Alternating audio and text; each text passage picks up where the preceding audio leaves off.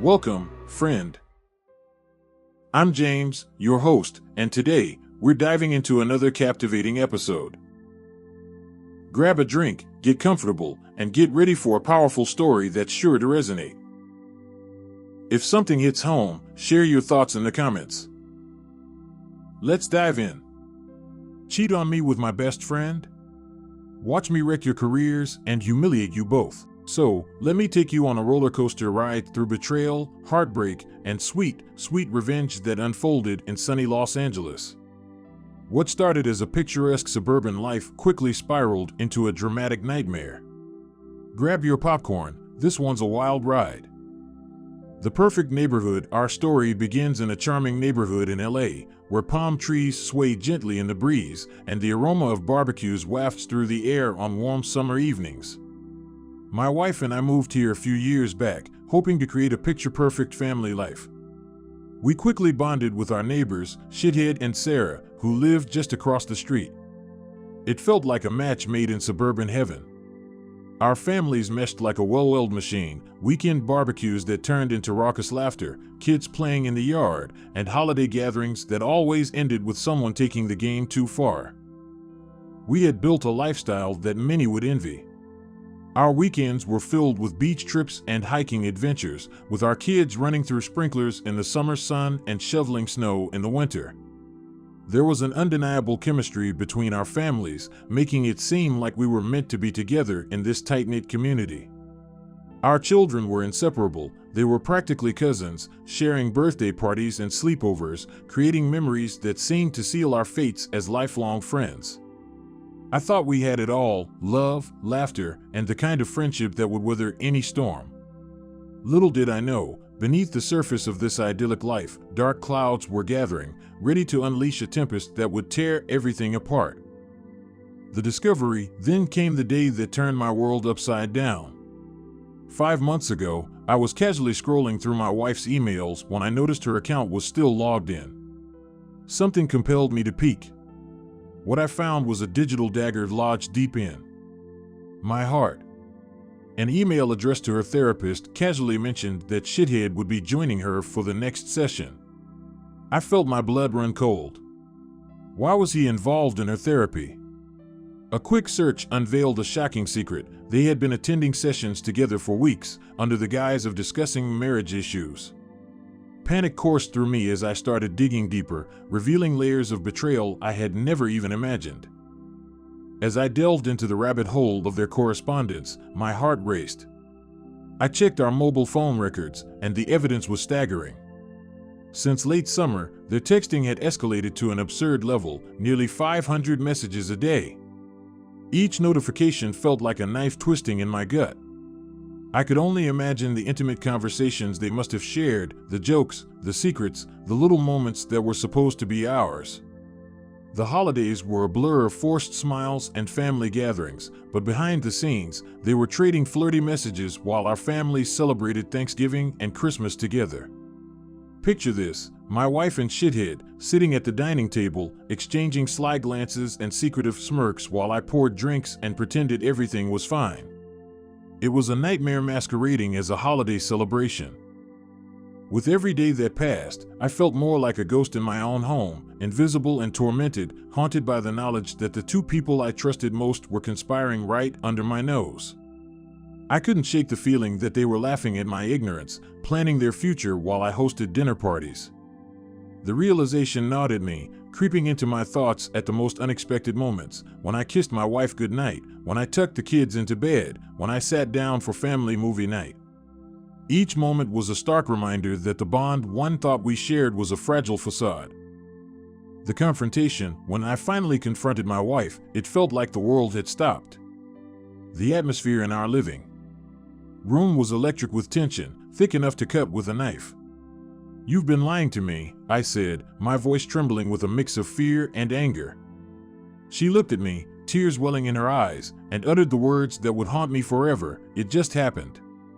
I love him. I don't feel anything for you anymore." It felt as if the ground had shifted beneath my feet. Her admission was a gut punch, knocking the breath out of me and leaving me reeling. As she recounted the events leading to their affair, I was lost in a whirlwind of emotions. She spoke of how it had all begun during a school district trip, a night fueled by drinks and camaraderie that had devolved into something unthinkable. A hotel room, a moment of weakness, and suddenly, I was a bystander in a tragic love story that wasn't even mine. The more she spoke, the more my heart shattered. I could hardly keep up with her explanations, my mind racing to make sense of her betrayal. They had made plans to leave me and Sarah, and the audacity of it all left me speechless. She painted their future in front of me, a future where they were considering how to break the news to our kids and how to smoothly transition into their new lives. I felt like a stranger in my own home, standing in the ruins of a life I thought was stable and loving. Every word she spoke cut deeper than the last, and I could hardly breathe. My heart raced as my mind spiraled out of control. I lay face down on the couch, unable to process the betrayal, the weight of it suffocating me. How could this be happening? How had we gone from a happy family to this? The fallout: 2 months ago, she moved out, leaving me to grapple with the jagged shards of my heart. I was devastated, sinking into a dark pit of despair that seemed impossible to escape. My days were spent in a fog, waking up with tears still wet on my cheeks, the weight of betrayal pressing down on me like a suffocating blanket. Each moment felt like a waking nightmare, the echoes of our past life haunting me. I felt trapped in a cruel loop of heartache, crying over every little thing that reminded me of the life we once shared. Our children were caught in the middle, their innocence now tainted by the fallout of adult chaos. I worried incessantly about them, how this would affect their lives, their happiness, their sense of security. The once bright laughter in our home was replaced by a chilling silence, a painful reminder of what we had lost. Their eyes, once full of joy, now reflected confusion and sadness, and I felt helpless. I would watch them play, their laughter ringing out, only to feel that familiar sting in my chest, a reminder that their lives had been turned upside down. But beneath the devastation, something simmered. I wasn't going to be a passive victim in this. Shithead had run for a Board of Education seat years ago, a long shot, and I had helped him with campaign materials and debate prep. To my shock, he won. That victory had become his entire identity, a world where power and influence overshadowed everything else. The irony was not lost on me, his life was about to become a cautionary tale. I realized that I could use their indiscretions to turn the tables on them. I had a plan brewing in my mind, one that would give me the control I had lost in my personal life. The plan: I knew that the affair between a board member and a district employee was not just scandalous, it was politically toxic. My wife was poised for an administrative position, one she had worked tirelessly for, burning the midnight oil while juggling family responsibilities. She had poured her heart into her studies, motivated by the encouragement of her principal and the superintendent. They had practically handed her the keys to her future, and now all of that was at risk. The irony of her situation felt like poetic justice. With my resolve hardening, I gathered all the evidence I could find: texts, emails, and an intricate timeline that exposed the depth of their betrayal. Instead of directly approaching them, I concocted a story about a furious friend who was prepared to expose their affair at the next board meeting. I dropped this bombshell casually, letting it hang in the air like a thick fog. My heart raced as I watched their reactions, knowing the turmoil it would unleash. I could practically see the panic set in Shithead's eyes. It was a rush of power that I hadn't felt in months, the thrill of reclaiming my narrative, even if just a little bit. I knew Shithead would go into full-blown panic mode, desperate to mitigate the damage before it spiraled out of control. And he did. The frantic energy in the room was palpable as he weighed his options, realizing that the walls were closing in on him. In a moment of sheer desperation, he ultimately preemptively confessed to the board, leaving my wife shocked and devastated. The fallout from Shithead's confession was swift and brutal, crashing down on both of them like a tidal wave. The superintendent, a longtime friend of both my wife and Shithead, contacted her tearfully to deliver the devastating news that it was no longer politically appropriate for her to be promoted. The job she thought was hers was filled by an outsider, leaving her professional reputation in tatters. It was as if a thunderstorm had swept. through, leaving chaos in its wake. The reveal a few weeks later, just before my wife moved out, I decided to unveil my secret. "You know that furious friend?" I said, a smirk creeping onto my face. That was me. The shock on her face was priceless, a mix of disbelief and realization that danced in her eyes. The silence that followed felt charged, electric with the weight of my revelation. For a moment, time seemed to stand still as she processed the words, the truth of my manipulative little game settling in like a dark cloud. I watched her expression shift from confusion to anger, and then to a sort of hollow acceptance. You did this?" she finally stammered, her voice barely above a whisper. There was something cathartic about her reaction, a sense of satisfaction that surged through me like a rush of adrenaline. It was a release, a way to reclaim my narrative in the aftermath of betrayal. I had taken control when I had felt utterly powerless, and I reveled in the moment, the weight of the world lifting just a bit from my shoulders. "What did you expect, after everything?" I shot back, the bitterness in my voice unfiltered. "You thought you could just live happily ever after while I sat back and let you both destroy my life?" The exchange was heated, words flying between us like bullets, but it felt good to finally voice the rage that had been simmering inside me.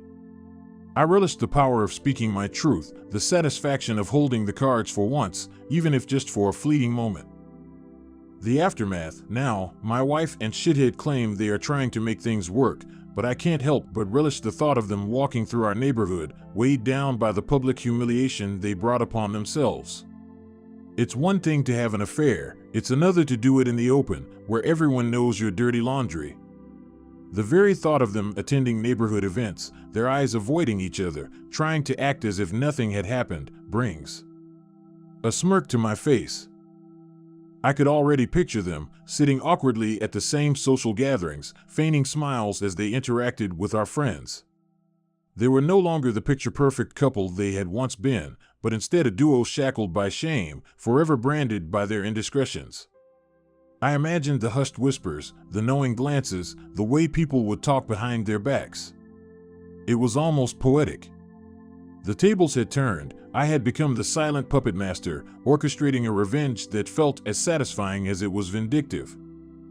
As for me, I'm still navigating the fallout, but I'm slowly finding my footing again. Each day is a new chapter in my healing process, a chance to rebuild and reclaim my identity. I've started reconnecting with friends, reaching out to those I had pushed away during the chaos of my marriage. I realized that I had neglected my own well-being, focusing so much on maintaining a facade of a perfect family life that I had forgotten to nurture my own passions and interests. I began to find joy in the small things, taking the kids to the park, cooking dinner for them, and even rediscovering my love for photography. I would venture out with my camera, capturing the world in a way that reminded me of the beauty still left in it. There was a sense of empowerment in reclaiming my passions, something that had been overshadowed by the storm of betrayal. I felt a newfound sense of strength brewing within me. This isn't just the end, it's a powerful beginning. I may have lost a marriage, but I gained clarity, determination, and the promise of a brighter future. The road ahead, I realized that healing wouldn't happen overnight. There were still moments of doubt, of sadness, and of longing for the life we once had. I missed the family dinners, the vacations, the laughter that echoed through our home. But I also knew that I deserved more than a life built on lies and betrayal. My children needed a father who could show them resilience, who could teach them that it's okay to stand up for yourself, even when it feels like the world is against you. As I looked toward the future, I found myself embracing the uncertainty. I started dating again, cautiously at first, unsure of how to navigate the world of relationships after everything that had happened. I found solace in the idea that there were still genuine connections to be made, that there were still people out there who valued honesty and loyalty as much as I did. Slowly but surely, I was regaining my confidence, learning to trust again, and allowing myself to feel hopeful. In the end, my story isn't just about betrayal and revenge, it's about resilience, growth, and the pursuit of happiness in the face of adversity. I've learned that while life may throw unexpected challenges our way, it's how we respond to those challenges that truly defines us. As I stand here, looking out at the horizon, I am filled with a renewed sense of purpose, ready to embrace whatever comes next.